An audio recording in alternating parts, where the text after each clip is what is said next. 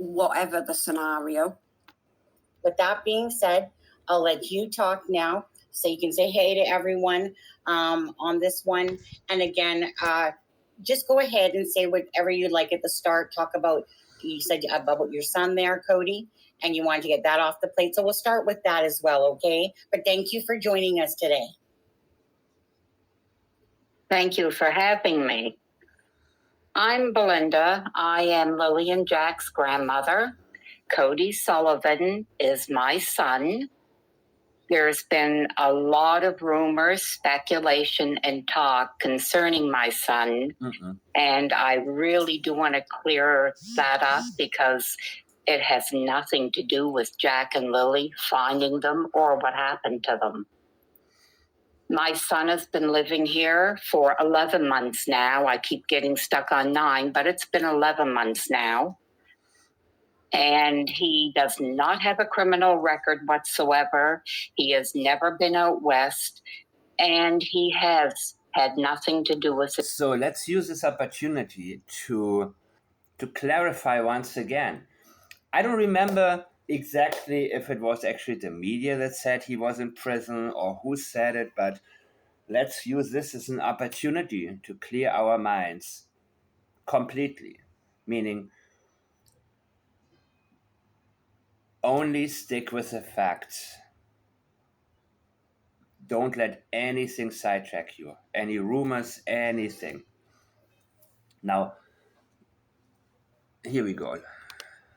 The children for 3 years. Him and Malehya were together for 3.5 years.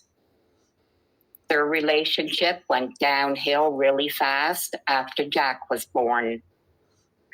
Malehya told me that she was not happy. She definitely wanted out of the relationship. And we supported her 100%. My son, I don't know if it was the pressures of trying to support a family. I'm not sure what happened, but he started drinking a lot, started doing the drugs, and in the end, he just didn't care. She is a very honest person. And you can also see in the other interviews, she talks about, I think the kids are no longer alive. I mean, she is very realistic, and I like that because she is somebody that wants the facts. You know what I mean? And she got tired of it and left.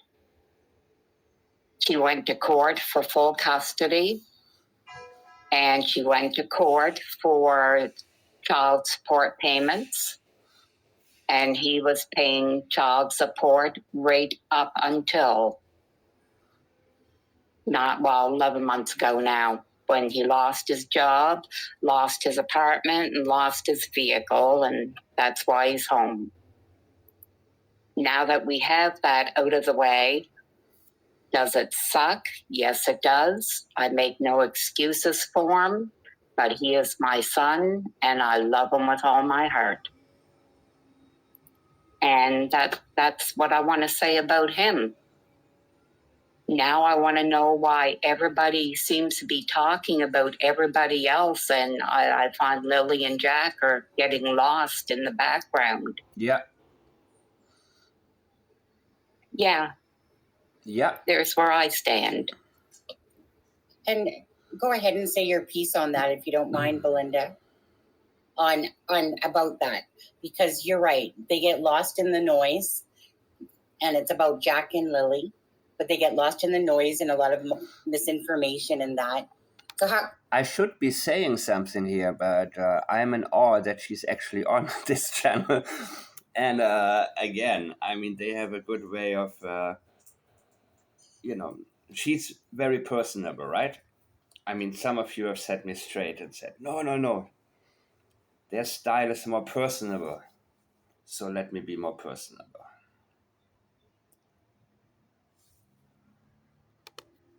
Yeah, so how are you exactly feeling about everything that's going on in the true crime world and stuff like that? Let me guess. She feels disgusted. And so I'm going to make another video that's going to be a little bit harsh about people telling me, why are you watching this channel? They had this other family member on and so on. You have a choice what to watch. You have a choice. You pick and choose from every channel what you would like to see. You see, when I make a video about John Benet Ramsey, nobody watches it. People have a choice. Now she has Belynda on, and still people say, haven't you heard all the messages from Daniel? They're fake. They faked them. Hell out of here. So if you get any type of rumor from any type of channel about anything, it is your responsibility to filter it. Because my channel, my comment section is not about, wild speculations. We are seeking the truth. And I think I need to get a little bit deeper into the my truth, your truth, his truth. It's not the same as saying my opinion. When you state this is only my opinion, you acknowledge the possibility that you could be wrong. You reserve the right to be wrong. You don't demand to be listened to in terms of, I have the facts. This is it. No, you're stating an opinion. When you say my truth, well, I get a little bit more into it later, but it's actually a very deep thing. Let me say it like that. When you say my truth, but I get to it later. Let's get to this. This has been a real eye-opener for the true crime world. I had no knowledge that this part even existed. Mm-hmm. When I found out that they were missing, I thought they were lost in the woods. I thought they were lost in the woods right up until we went there Saturday morning. Yeah. And seeing where Malehya lived, seeing Malehya herself. Right. And I still thought, well, the children must be up in the woods. There was a lot of woods. You could see the kids' toys all over the yard. You knew they well played there. Malehya was pretty, I'm not sure if it's shock, but she was very flat, non-emotional flat. I put it down to shock that she just... I think we all seen it. Didn't know what to do, and she kept saying she didn't know what to do. I asked if those... And you know what? You don't know what to do when your children go missing, but you start doing, right? You start doing, you can get hysterical, you can run around on your own, you can say, wait, I'm getting in the car and let me drive over there because there's a place that I remember I took my kids one time, or they wanted to walk there, or they played in a certain area before, or whatever, however rational or unrational it might be. That's what is expected. Screaming their names, bothering police. Have you found him? Have you found him? Have you found him? Have you found him? That's more expected than what she is saying. It is the same, like she's talking about grief and sorrow. The same with Katie Proudfoot when she tells us how hysterical she was, how she was crying. But she feels the need to mention that because she knows we are not able to detect that in her. We will be unable to detect the emotions that are expected from the mother of a missing child. And in this particular case, there are many ways, always, that people want to normalize, rationalize behavior that just stands out. And the fact of the matter is, it stood out immediately to her that she has her own emotions, and she's going crazy inside, and there was nothing relatable about how Malehya was acting. She couldn't connect with her on that level of desperation. So this stood out immediately, but she did not want to suspect anything. If Malehya says they're in the woods, they're in the woods. They must be there, right? Because she had nothing but good experiences with her as a mother. So why would she suspect her? And now it's going to be interesting to see how this all changed, right? What caused Belynda to become suspicious? For the doors that the children went out, and she said yes, and she opened and closed them to show me how quiet they were, which I did find a little strange. I asked her around what time. Okay, so how quiet exactly the doors are, I still don't know. Nobody ever went there with a camera and posted it. You know what I mean? So I don't know how quiet or how loud the doors are, but you see, this is what she is worried about. Anything to do with an alibi. Malehya is only worried about herself. She didn't express worries for the children, but the worry is, I'm not a liar. Look, it could have happened like this. They could have been abducted. It's a possibility. She wants to throw out all the possibilities, and the only thing she's worried about is getting caught.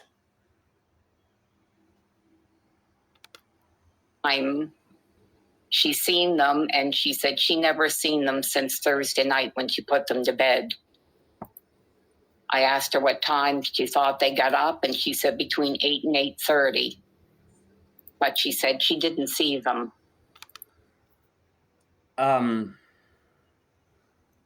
Geez, I know Daniel saw Lilly, he claimed.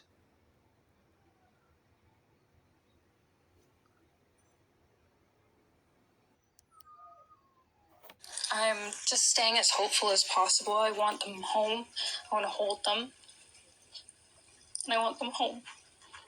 What happened was we woke up. I heard them playing in the next room beside us. And I was drifting in and out of sleep. And they're not the type of kids that we tell them not to go outside on their own. We always make sure that we're out there with them, watching them. And they happen to just get out that sliding door, and we can't hear it when it opens. We heard them, so she's using plural. She avoids telling you exactly what she did. She should say, I heard them. Why are you speaking for Daniel? Because you are so rehearsed and so scripted. And you speak for each other. That's also not expected because you're the mother.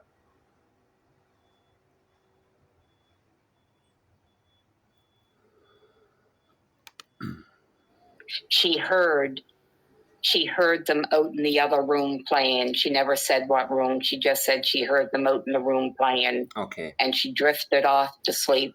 And when she woke up again, she didn't hear nothing. And she realized that the place was just too quiet. So they got up and they searched. She said they searched the house. They searched the yard. And then I think she said Daniel went off in the truck to search.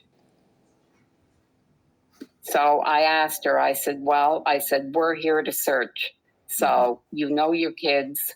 You're the mom. Moms know their kids. You know what takes their interest, Right. where they like to go around the yard, where you have to get after them all the time. And she said they always like to play up by their fort. So I told her we would start up there. So we headed out, and that's where we started. I never met Daniel that day. She told me that he was out searching. He's been searching since they've been gone.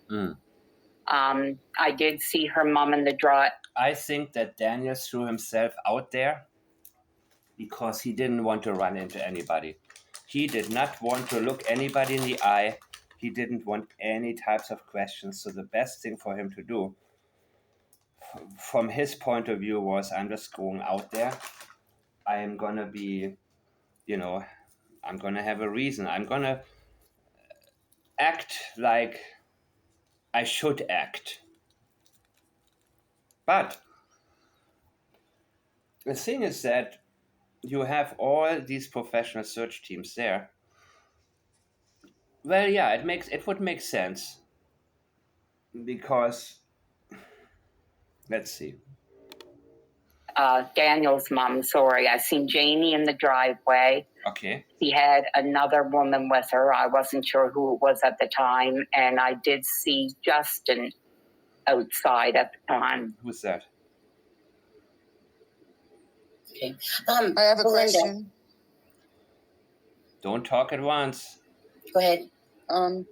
For obviously for Belynda, but and I don't know if Sunny is going to talk about this at all, but for me, with Darren's story, with what he says he knows, my question is, you said Malehya came across as unemotional and flat, but had all of that just gone down on Friday, and now she's swarmed with police and searchers and everything, did you notice, looking back, any kind of nerves or any kind of angst going on with her or anybody around her that Saturday morning when you showed up?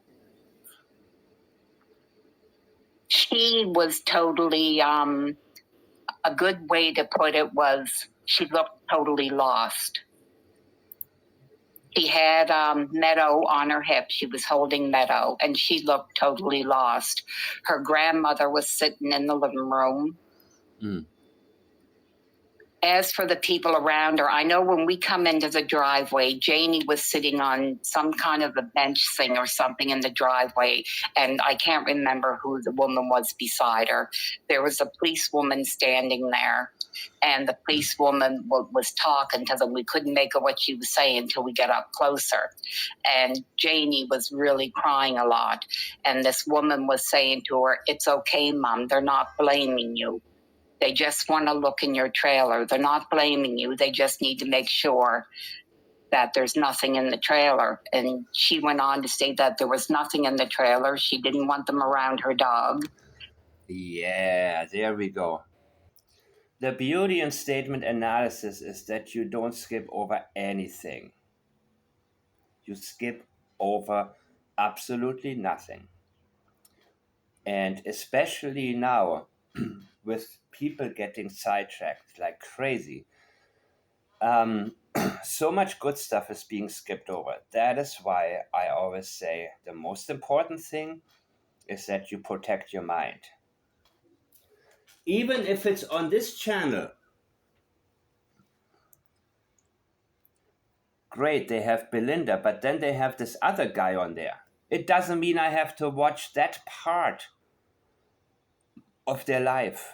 I don't have to do that. I have to make it very clear, because people blame me now. They're watching the whole thing and they say, "Oh my God, I just wasted my time. Why did you say what? Are you crazy? I don't tell you to watch. Tell you to focus on what is important." And isn't it interesting that the kids are missing and she's worried about them coming into the trailer? There's nothing there. There's nothing there. Oh, everything has been searched. Remember when somebody says everything is searched, everything is already, everything, it means stop looking. Take my word for it. Don't dig any deeper. Don't come close to my home. Don't look at anything. Her children are missing, and she is worried about the trailer, that they come inside. You would say, you know what? My trailer's a mess, and it's embarrassing how unorganized, and maybe who knows what condition everything was. But hey, that wouldn't even, no, it wouldn't even register, right? You would say, come into my bedroom, come anywhere, look at everything. I don't care. Similar with the phone, can we check your phone records? Well, gee, the phone is really an extension of your mind, because you speak your mind, you communicate with people, you say things that you don't want the world to know. You have private discussions about other people, maybe at work or something, and it's a natural thing not to want to give up your phone unless you already were prepared for them to ask you for the phone and you cleared whatever you don't want to have seen. And in her case, she worries about what they may find. Isn't that something? And the policewoman told her that she was impeding an investigation. And she Isn't that interesting, people? She actually wanted to refuse them access to the trailer. And they had to tell her, you're impeding an investigation here. We need to look inside. Oh no, there's nothing here. Well, how do you know if you're supposed to, if supposedly you were asleep the whole time and you only heard the kids? You don't want them to look and see what's missing or if there's any sign of anybody having come. What? You see, this is the first time that I'm hearing this, just like you guys, and I'm very happy Belynda's on here. Holy crap, she actually tried to refuse access to her home. What did you expect, Malehya? Them to run through the woods, find nothing, and have absolutely no clue? She had zero. She knew exactly what happened to the children. There is no other way. There's zero curiosity as to what could have happened. If she was there, inside of the home, inside of her room, didn't see what's going on, all of a sudden the kids are gone. Of course you want to say, please come in. Look at the other room. I don't know, this is where I heard them. I think I heard them from this particular room last. And the next thing I knew is they were gone. Please look. What can you see? What can you find? What can you smell? What can you spot? Is there anything? But she said, I cleared it already. There's nothing there. she would have to get a search warrant. And then I thought, well, we'll just continue on into the trailer. That was the only thing I found just a little strange, that I was wondering what that was all about. When I got inside the trailer and after I had hugged Malehya, I mean, I took to crying. Now, I didn't notice because I wasn't watching, but my sister stated that she noticed Malehya wasn't crying at all. She didn't have any tears. Yeah. That she was very non-emotional. We saw that. That after the hugging, and I stated about the woman outside that was upset, and she told me that that was Daniel's mother. Mm-hmm. And that she was having a hard time, and she said that was Daniel's brother. And I told her I seen the resemblance, so I figured they were related. She did tell me who the other person was, but I can't remember.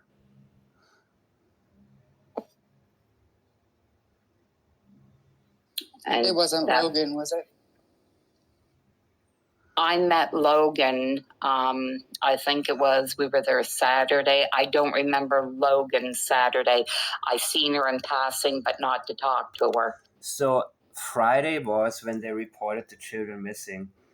10:03 a.m., I believe it is. They claim at 9:40 they realized the kids were missing. And that at 8, they, So apparently, I guess the first day it was more or less a routine. Let's look at the forest, right? And it was Saturday when the case started to really hit. And it was like, what do you mean? The kids haven't been found yet. A 4-year-old walking through the thick forest? There were branches down everywhere. He would have gotten maybe 30 yards maximum in an hour and a half or an hour.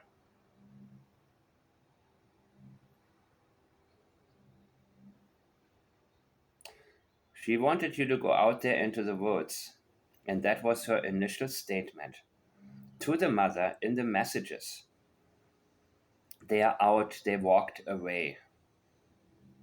And of course, at this time, there is this idiot searcher woman, of course, who wants her job to be more important than it is.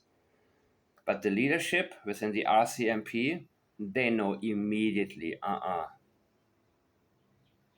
that's a no-no right there. So they would have had to have been abducted, or something would have happened in the house. And whatever other observations they made likely narrowed it immediately to where they would wind up asking Daniel, did you kill Jack and Lily? Or even stronger, we know you killed Jack and Lily. So all of the stuff you heard in the beginning, it needs to be disregarded. Everything that Daniel said, oh, they know I had nothing to do with it. Liar, liar. He says, I never lie. Well, Daniel, you've been lying from day one, from the very, very beginning. Because you yourself idiotically told us later that they said, we know you killed Jack and Lily. Why did he do that? Because he felt so victorious over passing, allegedly, the lie detector test, the polygraph. And that was his way of sticking it to them. You see, you accuse me and I passed. This is not so different from Chris Proudfoot saying when the truth comes out, it'll be awesome. Because he'll be able to prove all of these people making guesses completely wrong. So there is something about their ego that can really do you in when it comes to statement analysis. Your ego can work so much against you, and you can easily be lured into giving information you don't want to give. When an interviewer has a very good way to get to you, maybe provoke you like Kayla did with the cup. So you mean you don't have anything, right? You have no idea. So is it true that the RCMP just is completely clueless? Well, these are not the words that she used, but she insinuated it. And suddenly the guy's attention changed because he doesn't want to look incompetent. Whenever you want to interview somebody and later analyze them, understand the pattern of their ego.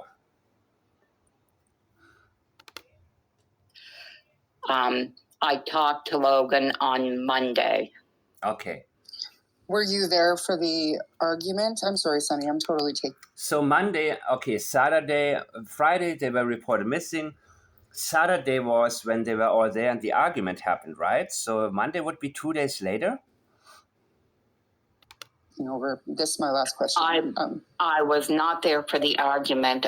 When we were there Saturday, when we were getting ready to leave, we were in the woods searching. We come back out. I went back in to let her know that we were finished basically for the day. That was in kind of late afternoon. And we come back out when we were sitting in the car because, it was pretty miserable in the woods. So we were kind of breaking in the car. I seen Cindy drive up. She had some woman with her, and her husband was also there. They went into the house. Then this vehicle pulled up and this gentleman got out and he introduced himself as the chief, but I'm not sure of what reserve he was talking about. I can't remember that. Okay. But he did say he was the chief and he was looking for Malehya. So the Native American, the tribe was contacted really early on, or they watched it on however it happened, if they reached out or who reached out to whom. But they got involved pretty early, right? So from then on, I guess Malehya was really protected in many ways. they took full advantage of that. That's interesting. So I took him to Malehya's, and he went in. So my sister and I decided, well, we'll do searching just up the other road further. So we did.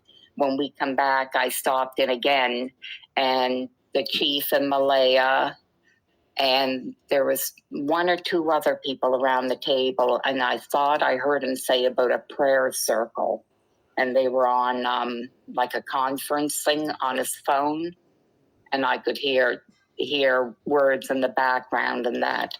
So I kind of made my leave at that point, and I left, and then me and my sister headed out. So the only thing I can assume is we had just missed the big fight or whatever it was. We must have just missed it. Got it. Or it hadn't happened yet, because from my understanding, they had the big blowout, and then 5 minutes after that, they got in the vehicle and left, right? And Logan was there at that point, so maybe it happened after that. Like, I'm just trying to piece together that day. But thank you so much for answering my question, Sunny. Sunny, it's your show. No, you do. Because I was going to say, we will come back to all of this, but before we get on with Bev, and because Bev's in the United Kingdom, you guys, so her time right now is like 11 o'clock at night, so we will come back to this.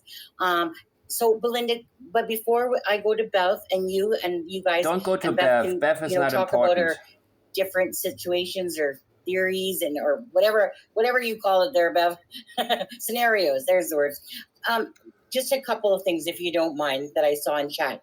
Can you please tell people that the text between yourself and Malehya and yourself and Daniel, that those were actual texts that we've shown, that you've provided that information, just to clarify for some people that are just asking, just for clarification.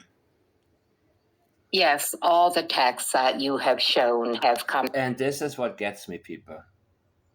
When the same people that send me any type of bullshit and think I have to listen to this, the same people come to me, haven't you heard? These texts are fake. I have listened to the video where the accusations were made about them being fake because I wanted to know if I was missing something. But again, it is more advanced statement analysis. Anonymous author identification can help us get very close to the identity of whoever wrote something where we are not sure who did it. So when, for example, there's a threatening letter or something like that, that's when you use it. When you have this ransom note of John Benet, Steve Pagano did a good job with that one. Very lengthy. I mean, on his blog, it is a very time-consuming process, and I applied the basic rules, which led me to my confidence early on, where I said, you know what, I don't care what anybody says. I know these are real. These text messages are the real deal. They're not fabricated. And I want to make this very clear, because in the beginning, of course, I didn't know what happened between them and the person accusing them of being fake and all of this nonsense. I didn't need to hear any. And then they became very long-winded and tried to discredit like basic rules of statement analysis, right? Oh, so you mean, you guys remember, right? So you can dislike somebody or disagree with somebody who says he applies statement analysis. That's fine. Or a statement, you can go after the person. That's fine if that's what you want to do. If there's a personal thing which I have nothing to do with. But, don't credit the science of forensic linguistics in itself. And that's what I had such an issue with. And of course, the blind support or as I took it in the beginning, for Daniel, that I gotten from the channel. But I want to make this very, very clear. I am not team anything, right? I'm not saying, I'm not listening to anything from Darren, from the Darren person or Darewood or Digwood or dumb shit or whatever the hell. I haven't listened to any of it. There's a reason. There is nothing at this point that makes me think there is any credibility. So far, I need to have something to hold on to. And we have all seen that with that green hoodie thing. In the case of Sebastian Rogers, they make some kind of claim, and oh my God, 90% of the people that were interested in Sebastian are suddenly, like sheep, running to the cliff. Bah. You know what I mean? Green hoodie, bah, green hoodie, bah. And the same crap here. And when I see that herd mentality, I'm immediately like, oh my God, let me see how many emails I get about this. Yep, sure enough. You gotta watch him, analyze. You think I have nothing better to do than, I'm analyzing the people that are in the know.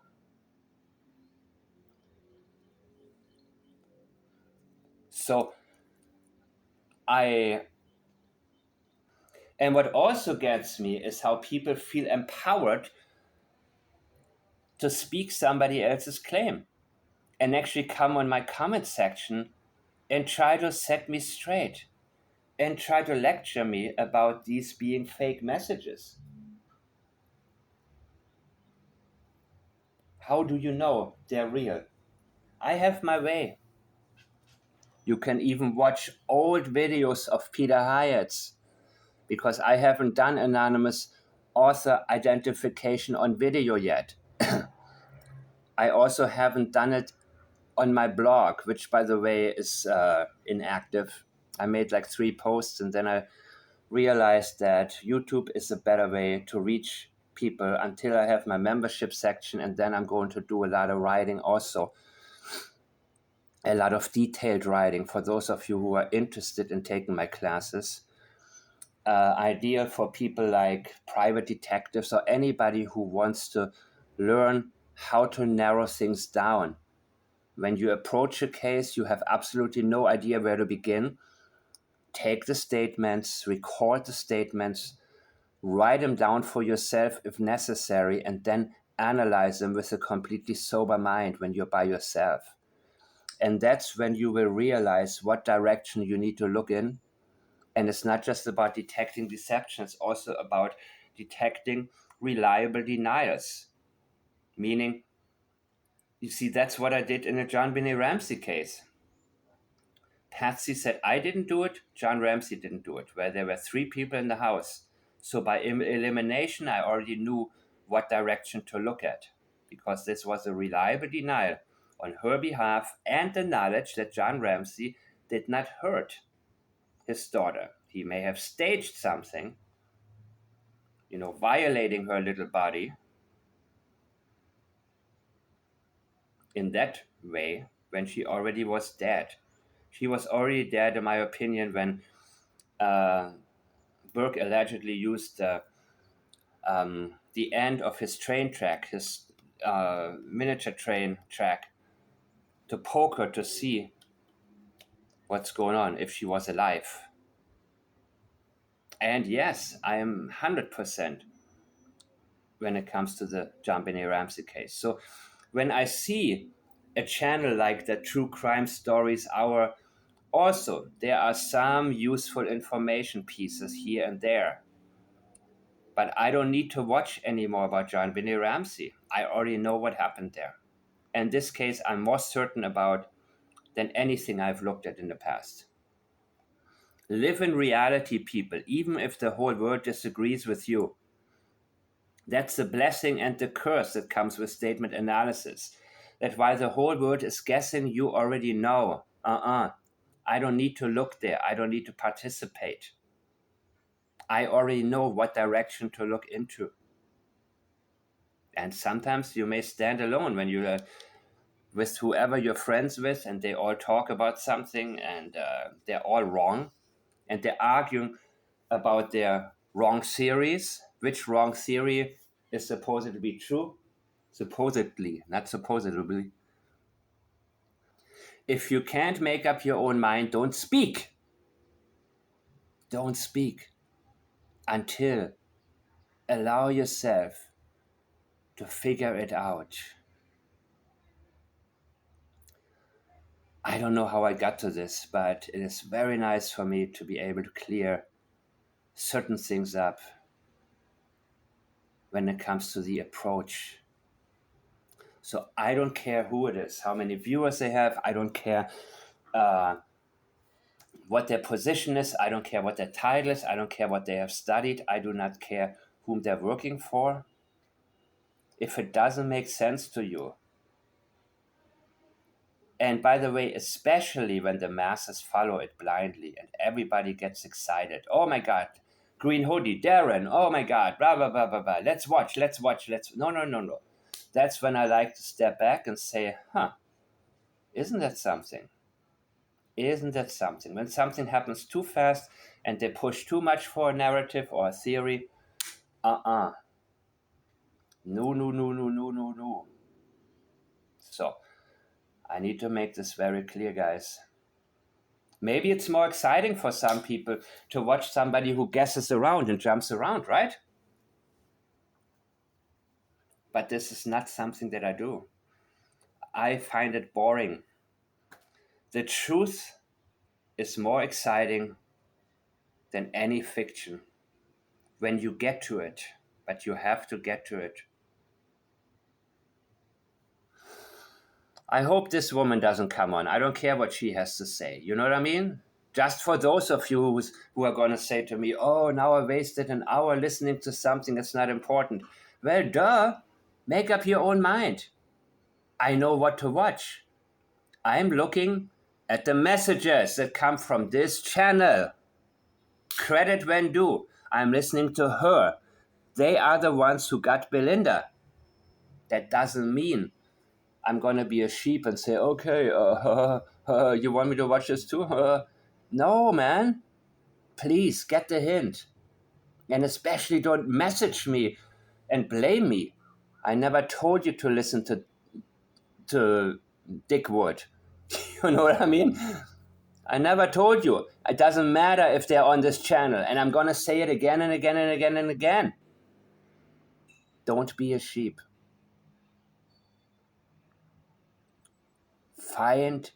Follow the right leads. And this woman has knowledge. That's why I'm interested in her. She has real inside knowledge here.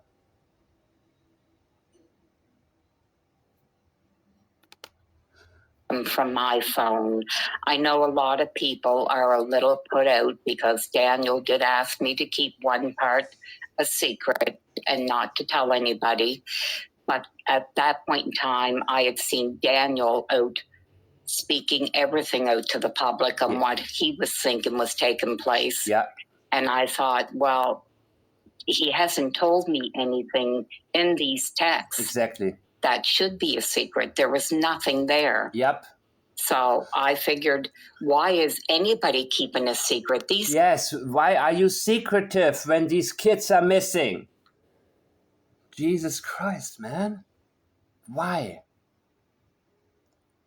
And you know, she caught on little by little.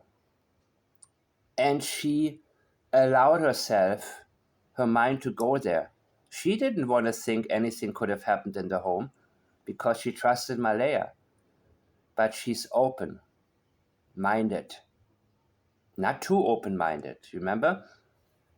Your mind is like a parachute. If you don't open it, you're going to crash. But if your mind is too open, your brain may fall out.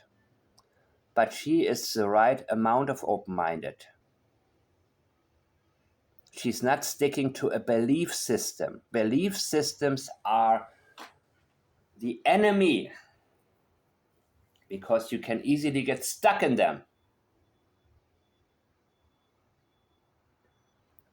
Once you're stuck in a belief, you become dismissive towards anything that may shatter your belief, and defensive.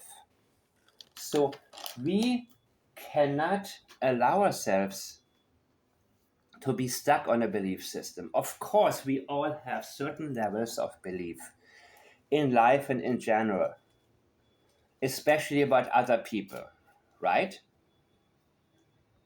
And you see it all the time in criminal cases where people, no, this, I know her since my childhood and she couldn't have done. And well, surprise, surprise, people do things.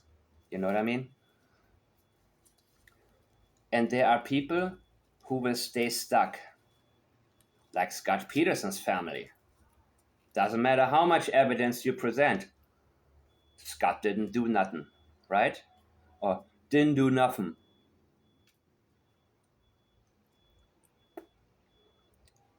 But others, they say, you know what?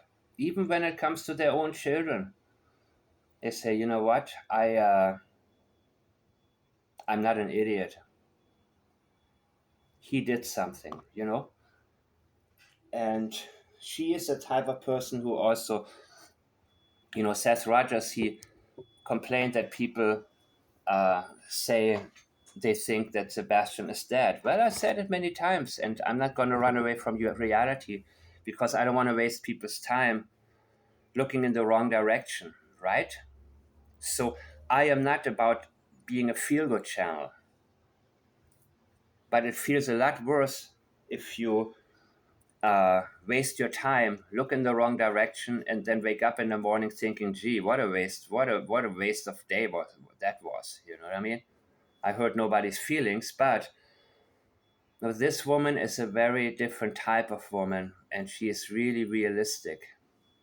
And it's very, you know, sad what she's dealing with, but also admirable, in my opinion, for her to say, you know what, I still have my common sense. And I'm not going to be a sheep. I'm not going to be blind. I'm not going to, you know, live on false hope. I want to find out what happened to Jack and Lily. Kids are missing. What does it matter if the police think you shouldn't do this or you shouldn't do that? Let them worry about their investigation. Let everybody else that was there and knows something talk about anything they know. Yes. Yeah, I agree. And I can't say it enough, man. I can't say it enough. The you know, people are secretive. But not in this particular case. Imagine the adrenaline you would have if your two children are missing. Just put yourself into this position. I've said it before about my daughter being missing for maybe 20 seconds. I thought it was 3 or 4 minutes until I was actually corrected because it felt so long. And I remember every stage of my own panic. And you'll never forget that feeling. Never forget it. So being calm and saying, no, you don't have to go in my trailer. There's nothing there. You would say, please, here, I'm an open book. My whole life is open now to you. Please find. You wouldn't think about this. You wouldn't care what people say online. Even her worrying about what Daniel says about her or what Daniel... Why is she talking about Daniel right now so much? Well, okay, I understand you want to protect Meadow from CPS because there's something that may get CPS to take Meadow away from you if they knew about it. There's something Malehya is hiding. But your priority should be these two children.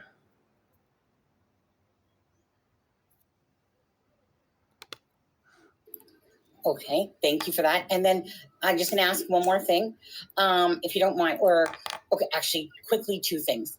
RCM, with Darren's putting out this information, how are you personally feeling about this perhaps storyline or the information that he's putting out there? Are you happy with it? Or are you? Go ahead. It is a good story. I think about it and I can make it make sense. I can see how it can look like it makes sense.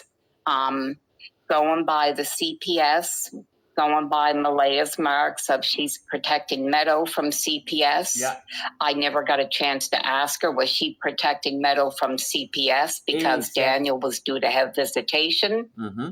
Or was she protecting CPS because she was afraid she was going to lose Meadow? Yeah. That part doesn't make sense. They gave her custody of Meadow. So I can... And again, this part was really skipped by them, but she is very analytical. And she doesn't skip over anything. And I'm not surprised by that. Until now, she hasn't really said too much, but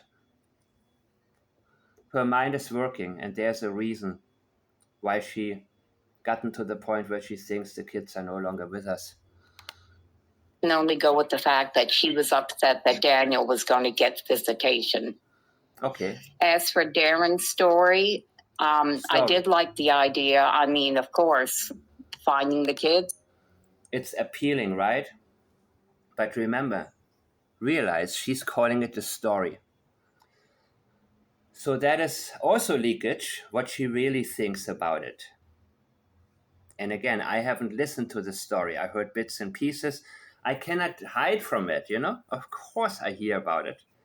But let's see. Yeah, great. And I was starting to buy it. And then I started thinking of all the original talks, of all the times Daniel had spoken, of what Malehya had said to me. Mm-hmm. And it just didn't make sense to me in the end. So I don't see it. Disregard. I want to say that word 100 times now. Disregard. Don't pass it on. Don't allow it to take over and overshadow the real investigation. And that is the purpose behind it. That's what the private investigator in the case of Sebastian Rogers, the Proudfoot's so-called investigator, did.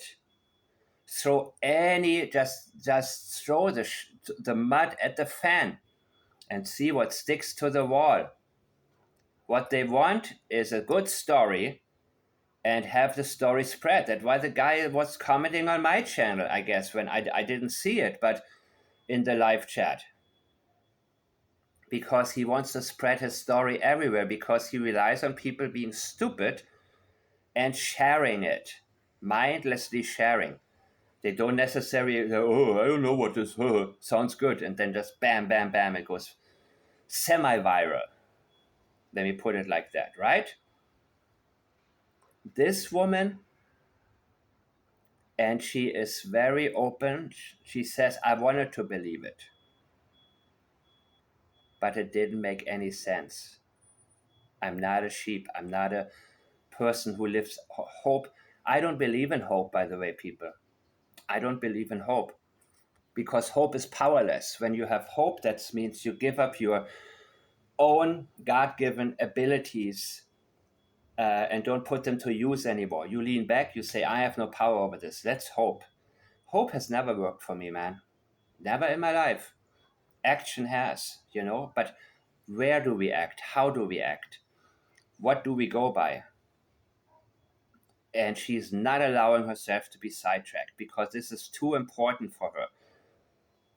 She's not one of these people who have nothing to do and watch any type of channel where they don't care if it's false, if it's true, if it's whatever. They just want to be entertained and pat each other on the back and put out, and convince each other of whatever stupid lie somebody else comes up with.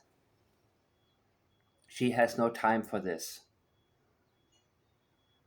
And even though she doesn't believe Jack and Lily are alive, she wants to know. She cares. Cody didn't care about the kids, right? Malehya knows what happened and she's high. Daniel for sure doesn't care. And that's about his own language. It's not a priority at all. It's not even on his radar. It's so similar to when the Proudfoot spoke. And Sebastian is mentioned how many times? How many times? Only like every 5 minutes or so, Chris Proudfoot would say, oh, by the way, this is about Sebastian. Whenever there's an uncomfortable question, well, let's not make it about anything else. And say, what? You're the one who's talking about anything else but Sebastian. He's not even on your radar. Same with Daniel. It's only about him. Again, when you're dealing with what I'm dealing with, lunacy, idiocy is something you're constantly bombarded with, right? And that's why I always give credit where due, and when due. And in this case, I'm impressed with Belynda and the reporter Kayla. And at these moments, I forget everything else. This is not important. These people, I don't give them any importance. So they're free to put them on their channel. Let them do what they want. I have a choice. Do I want to watch this? No, that part, of course I don't want to watch it. And by the way, I don't have time to watch 3 or 4 hour lives, right? I watch long videos and I pause them. And then I keep watching. And then maybe I'm somewhere with my phone and I tune in a little bit more, and I don't need to watch everything, listen to everything, but I need to listen intensely, right? So a 2-minute part I may listen to for 30 minutes again and again and again and again. That's the way I do it. It doesn't mean, okay, that's the beauty of YouTube.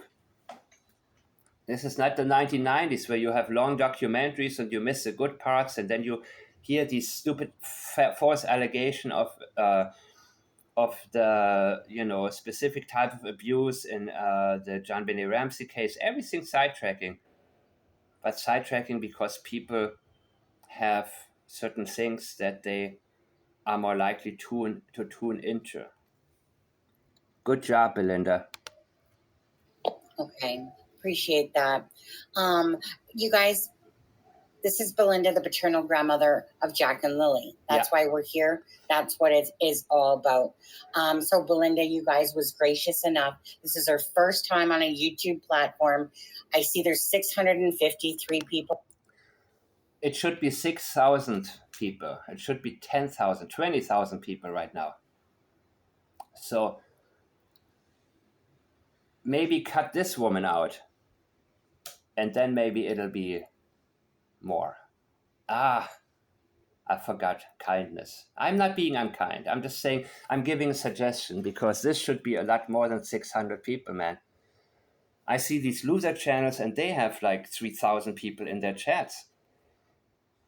And it's all misinformation and disinformation. This should have a lot, but I'm thinking this video will be watched again and again. And yes, I don't mind sharing the name. It's right here. Because if you provide value, I give back value, man. Other channels that I mentioned before, I will not mention them again, by the way, because they provide absolutely nothing. It's a percentage game. So much appreciation for them actually doing the legwork, using their their personable attributes to get people like Belynda on there. I don't even want to read the name of this other woman, I don't even know what she's doing on there. People watching again, please don't do it for the channel's sake. Do it for the missing and the murdered. And in this case, do it for Jack and Lily and Belynda and all the other family members that. Again, guys, you should have 20,000 people in chat right now. And you gain and you lose. You put on, let's keep it positive. We want to find answers. Thank you. Your simple little touch on that like button gets it out into the algorithm. That's what she's asking for, is please just keep sharing their pictures, keep talking about it, and just putting their faces out there. So if you guys could do that for Belynda. I see that there's 170 likes right now. 180. You guys are awesome. Thank you. And so we're at 658 people. So please just keep splashing that, putting your DNA on that. So now I'm going to leave this to Bev now, between Bev and Belynda. So Bev, did you want to speak first and talk about what you've been doing or working on? And go ahead. Yeah, I can do. So I suppose, first of all, I want to say thank you, Sonny. Okay, so I think that I will listen to this part. No, I don't want to listen to it now. I just don't. I have a big problem with people inserting themselves into anything and using it to showcase what their work is. And I would much rather have Sunny ask Belynda more questions rather than having somebody. And again, I will say what's on my mind all the time. This is not me being unkind. I think that Sunny and Charmaine, especially, with her having reached out to Daniel, I would love for you guys to, maybe I'll send you some questions, some things that I would like to know more about, right? Yeah, maybe I'll do that. And I'll also read the comments and see what kind of questions you would ask Belynda. What would you ask Belynda if you had the chance? So you can do this in live chat right now, but I'm almost done. It's better to do it in the comment section, because I want, when I am not, if I don't make a video for 3 or 4 days, I don't want the discussion to die down. I don't want people to wind up on channels that are, not useful. And no, I'm not referring to this one at all. Even though, as again, you choose what you watch. You choose the parts that you allow yourself to pay attention to, period. God, so I hope I don't get any more emails about super sticker. Maria misses the South. $1.99. And I don't care if people make money if they provide value. Let's make this very, very clear.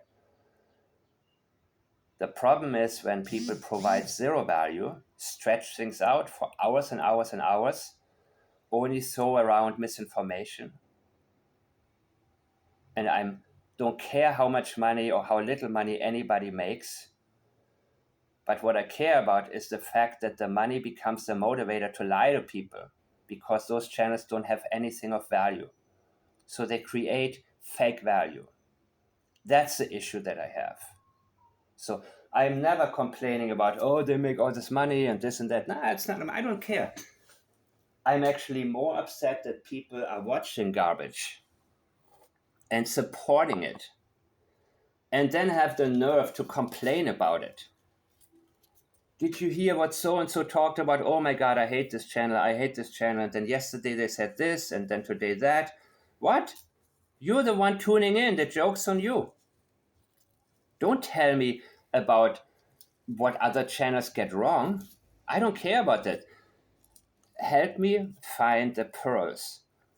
And again, I will probably now take my time and suffer through her. And I can already tell this is... Sunny, I will send you a message. And I thank you. And I thank you guys for watching. Please, if you have any types of questions that you would want to ask Belynda, I will pass it on to her. And she will read it. What she does with it, it's up to her. But I have an issue with somebody who's very slow-spoken, self-important, and wants to grandstand, in my opinion, right? And again, these two ladies step things up, because you're now in a very good position. You're in a very central position now to be able to possibly in the future help solve the case. And Sunny, if you're listening, I want to tell you what I want everybody in Nova Scotia to know is that if you have any camera footage from May 1 to May 2, you may sit on a gold mine. You may be in Truro, you may be in Halifax, who knows what. By the time that maybe we'll find out what types of vehicles were available to the suspect, maybe you will look at the footage again and say, oh my God, I'm going to have $150,000. Money is an amazing tool to motivate people. But again, it can also become a motivator to, well, I'm not going to repeat myself, but, Sunny, I would say reach out to the whole public in Nova Scotia, wherever you may be, especially closer on the way to the coastline. Well, everywhere in Nova Scotia is towards the coastline, right? Doesn't matter what direction you head into. Don't delete any of the footage. RCMP hasn't told us what to look for exactly. And you wouldn't be looking for Daniel and the kids walking together. It would be a vehicle that may be caught on camera. Thank you for watching. I'm Mike the Man, and I'll see you next time.